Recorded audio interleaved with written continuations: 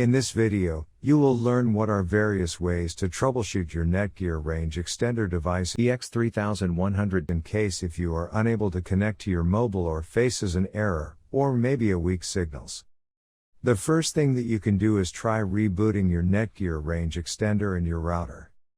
Second, if this does not solve the problem, then try factory resetting your Netgear Range Extender. Or set up your Netgear Range Extender again. The third thing that you can do is make sure that you are using the latest firmware version on your Netgear Range Extender. If you do not know how to update firmware, watch one of our videos on it. In case if you are still facing any issue with your Netgear Range Extender device, get in touch with our Netgear Range Extender experts for instant solutions. Thanks for watching our video, and do not forget to like, share, and comment on the video, so that you never miss any video from our channel.